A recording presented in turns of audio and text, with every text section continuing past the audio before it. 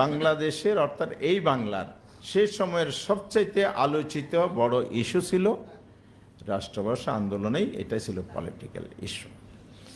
পরবর্তী সময়ে যেহেতু দাবি আদায় হয়নি, আবার 52 পর্যন্ত যে পর্বটা শুরু হয়েছে সেটা ছিল চূড়ান্ত পর্ব।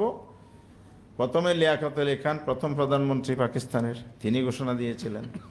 তিনি মারা যাওয়ার পরে খাজা নাজিমুদ্দিন আসলেন, তিনি আবার রিপিট করলেন। তখন আন্দোলন চূড়ান্ত হলো। 17 জানুয়ারি ঘোষণা দিয়েছিলেন নাজিমুদ্দিনের পল্টনের জনসভায়, আর সেটার প্রতিবাদ সংগ্রাম পরিষদ আন্দোলন টেনে নিয়ে 52 সালের ফেব্রুয়ারি সে বড় ঘটনাটা হয়েছে। রফিক, সালাম, বরকত, যাদের কথা আমরা ইতিহাসে জানি।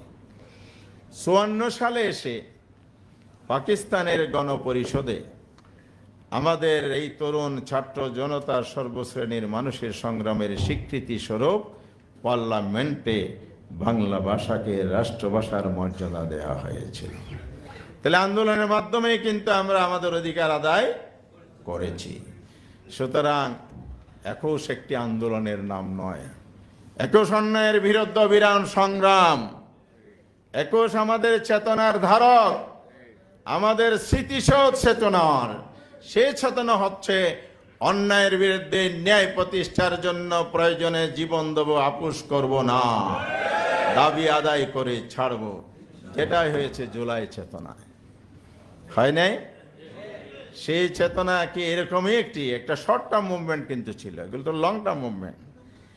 36 জুলাই 36 দিনের মধ্যে একটি ফ্যাসিবাদী শক্তিকে ক্ষমতাচ্যুত করা হয়েছে। এখানেও কিন্তু যে চেতনা নিয়ে আমরা বাংলাদেশ গড়ার প্রতিশ্রুতি দিয়েছি, সেই প্রতিশ্রুতি থেকে জাতিকে বিচ্যুত করার ষড়যন্ত্র চলছে। 21-এর বাণীতে দুইজন বড় নেতার দুটি কথা, একজন চেয়ারপারসন আর একজন সেক্রেটারি জেনারেল, অর্থাৎ একজন প্রধানমন্ত্রী আর একজন প্রভাবশালী মন্ত্রী। ওনার দুটি কথা বলেছেন। প্রধানমন্ত্রী বলেছেন, গণতন্ত্রকে সুসংহত করাই হবে আমাদের প্রতিশ্রুতি। আমি বলতে চাই, জুলাই চেতনা, জুলাই সংস্কারকে মাইনাস করে গণতন্ত্র সুসংহত হবে না স্বৈরতন্ত্র আবার ফিরে আসবে? ওনারা গণতন্ত্র সুসংহত নয়, স্বৈরতন্ত্রকে ফিরিয়ে আনার ষড়যন্ত্রের পথে হাঁটছেন। মেহরবানি করে আমরা দোয়া করি, আহ্বানও জানাই, আপনাদের মধ্যে শুভ বুদ্ধির উদয় হোক। আমরা রাজপথ বেছে নিতে চাই না, আমরা দায়িত্বশীল বিরোধী দল হিসেবে সংসদের ফয়সালা করতে চাই। তবে আপনারা বাধ্য করবেন না রাজপথে ঠেলে দিতে। মির্জা ফখরুল সাহেব বলেছেন যে আমরা বৈষম্য মুক্ত বাংলাদেশেই হবে 21-এর চেতনা। আপনি জুলাই বিপ্লব বাদ দিয়ে, ডিনাই করে, সংবিধান সংস্কারের শপথ উপেক্ষা করে আপনি সংস্কার না করে কিভাবে বৈষম্যমুক্ত বাংলাদেশ করবেন? জুলাই বিপ্লবে তো হয়েছিল বৈষম্যমুক্ত বাংলাদেশের জন্য। মূল চেতনা তো এটাই, ইনসাফের বাংলাদেশ, মানবিক নিরাপদ বাংলাদেশ। সুন্দর বাক্য আপনারা বলছেন, কথা কাজে ভাই মিল নাই। আল্লাহর ওয়াস্তে আর রক্ত ঝরাইয়েন না। গণতন্ত্রের জন্য রক্তকরণ জীবন দেওয়ার দীর্ঘ ইতিহাস পার হয়েছি, এবার আমরা দেশটাকে গড়তে চাই। কালকে রুমিনা ফারহানা আপনাদের এক দলীয় সংসদ সদস্য ছিলেন, ওনার উপজেলায় ফুল দিতে গিয়ে যে হামলার শিকার হয়েছে আপনার দলের কর্মী, এই গণতন্ত্রই আপনার উপহার দিবেন? বাংলাদেশের মানুষ সেই গণতন্ত্র আর দেখতে চায় না, যে গণতন্ত্র রক্তপাত গোটায়, আমার অধিকার কেড়ে নেয়।